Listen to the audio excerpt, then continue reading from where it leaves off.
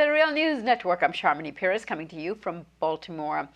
Britain's referendum to leave the European Union, also known as Brexit, is still being agonized over by liberals as a vote of ignorance, riddled with racism and anti-immigrant sentiments. But what is lesser known is an argument that the left used to oppose membership in the European Union due to its adaptation of neoliberalism and the surrendering of countries' most important thing, which is macroeconomic policies, to the European Central Bank. On top of that, many are concerned about the EU signing into place the Transatlantic Trade and Investment Partnership, also known as TTIP, which our next guest argues would eliminate government regulatory frameworks and place them in the hands of corporations. Joining us now to discuss this is Michael Hudson.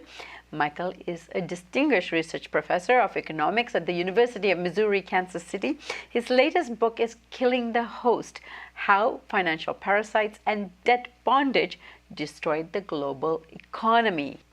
Michael, thank you so much for joining us. Here.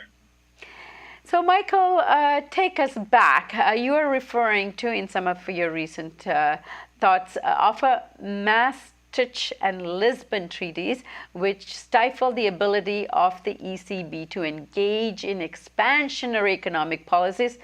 What was stipulated in these treaties? Tell us more, and why is it being ignored now?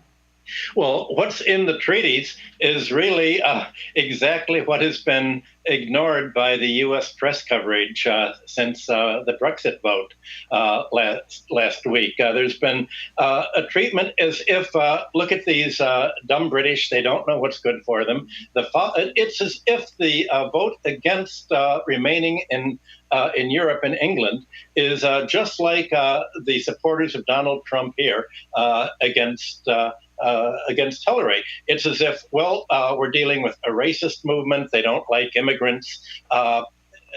The actual reasons given by the British tabloid press that was against Europe, for leaving Europe, not for remaining, was, well, we can't make the rules, that there are bureaucrats in Brussels.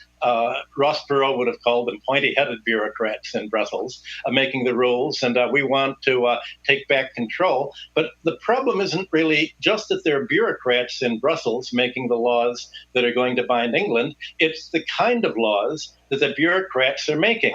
And the kind of laws are really to impose austerity. And what the voters against Europe for Brexit in England were voting for was the fact that they're not having many job opportunities. They're not having an ability to afford rents, to live near where they work, if they're anywhere near London. They realize that the economy is being stacked against them.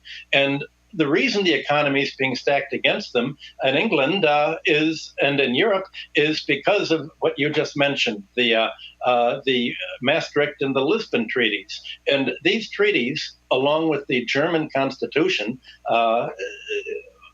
force the actual policies, the tax policy and the spending policy of European governments to be determined not by voters, but by bureaucrats who are appointed by the banks. And the bank's fiscal philosophy is, well, you want to support the bank, you want to support the creditors.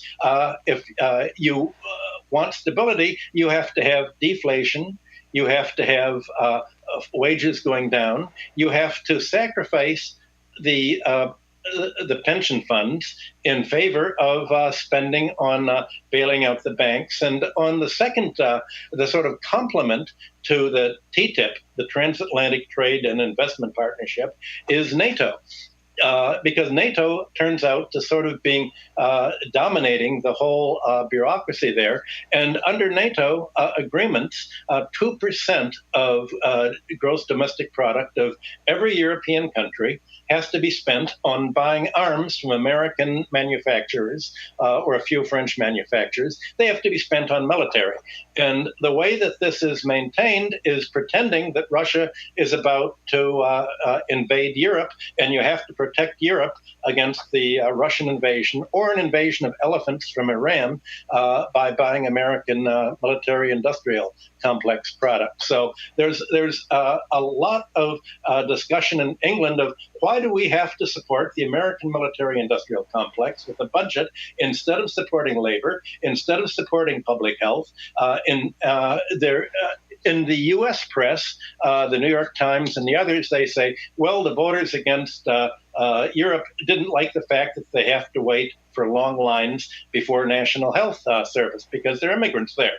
Well, the reason there are long lines is because the budgets have all been cut back on health spending and on other social spending in order to support the financial city of London and other creditors, and in order to support U.S. dictated military policies. So the problem isn't that Europe is run by bureaucrats, it's that the bureaucrats are right-wing and that there's a lot of pressure, even in today's paper, to push for the transatlantic agreement that essentially is Mussolini's corporate state.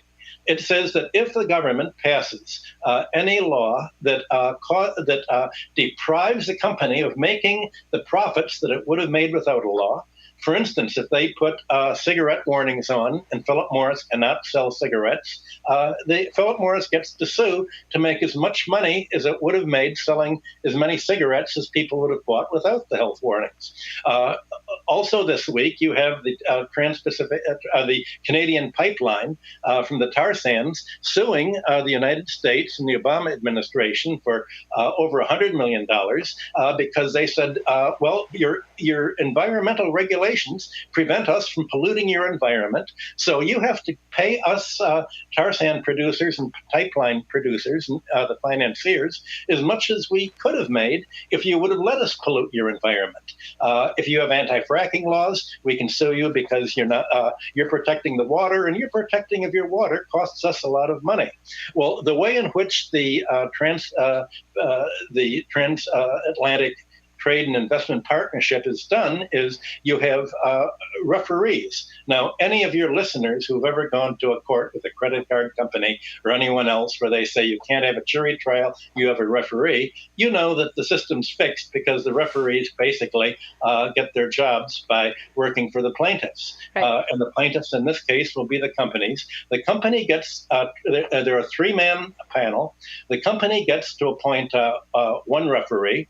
The governments get to appoint the other, and if there's a tie, and obviously in a conflict of interest there's a tie, there's a third referee. The third referee is the head of the World Bank that's appointed automatically by the Americans, almost always from the Defense Department, from McNamara and John McCloy, Zellick, everybody on. And obviously the World Bank is going to side with the American exporter and the American company, or just with a transnational company in every case, because that's where their mindset is. So a vote for Europe really is a vote for not the kind of socialist Europe that people talked about 50 years ago, but for a very right-wing, hard-right, corporatist, almost to say a fascist Europe where voters won't count, where the laws will be made by bureaucrats acting on behalf of the large financial centers, on behalf of their clients, which are the large corporations, against the people. And that's why the British opposed on the theory on which they opposed it. It's why Podemos in Spain urged people to vote itself into power this week.